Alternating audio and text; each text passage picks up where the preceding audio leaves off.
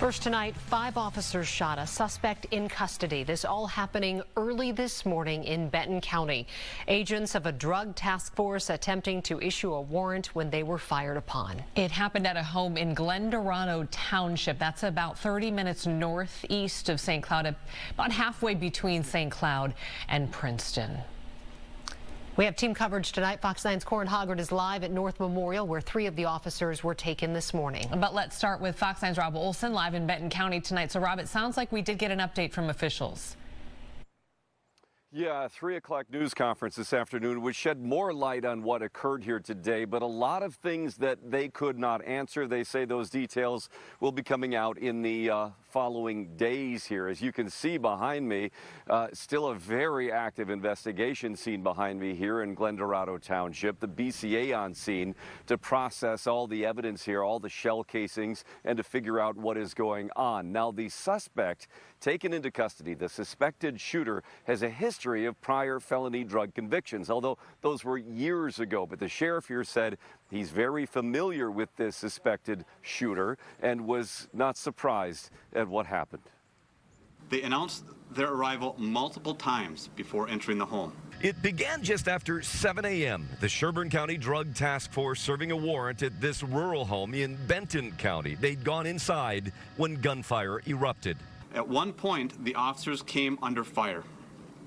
Multiple officers returned fire, and the officers retreated to outside of the residence. But 5 officers were hit, 3 of them from the Sherburne County Sheriff's Office, and 1 each from Elk River and Princeton police departments. Because all were working in an undercover capacity, I cannot provide their names.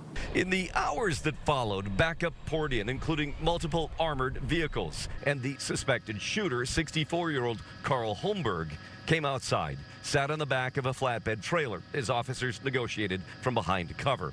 At 10:47 a.m., after firing non-lethal rounds, Holmberg was taken into custody, initially treated for an unknown injury at the scene, then loaded onto an air ambulance and taken to North Memorial. The sheriff didn't know exactly what Holmberg's injury is or how and when it happened. Our agents are working to establish a timeline for how the incident unfolded, who fired and when, and what weapons were used. The BCA is now processing the scene to determine exactly how many rounds were fired and from what, and reviewing body and squad camera video. We know incidents like what happened today are scary and unsettling for the community. We want everybody to know that we are working as quickly as possible to provide answers. We asked, too, the details of the search warrant here, and they said they couldn't tell us anything more about that until it becomes part of court records. That'll happen in the coming days as well, but wouldn't say if the suspected shooter here is the one who was named in the search warrant, if it was just the property, somebody else. Again, we'll learn that in the days to come. Another woman was home inside at the time when the gunfire erupted. She was taken to another hospital, treated and released, checked out, and she's okay, and they're still investigating whether she played any role in this too, but she is not in custody. Live in Benton County, Rob Wilson, Fox 9.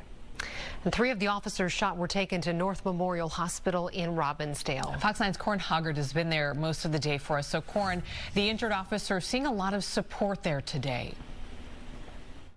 Yeah, Amy and Kelsey, most of the police vehicles are gone now, but we saw maybe a dozen or more of them lined up outside of the hospital this afternoon and this morning as that situation developed. Also saw family members and friends rushing into the hospital trying to get news and check in on their loved ones, and they mostly got good news. The staff here are treating a Sherburne County Sheriff's deputy plus 1 of those police officers from Princeton and another from Elk River.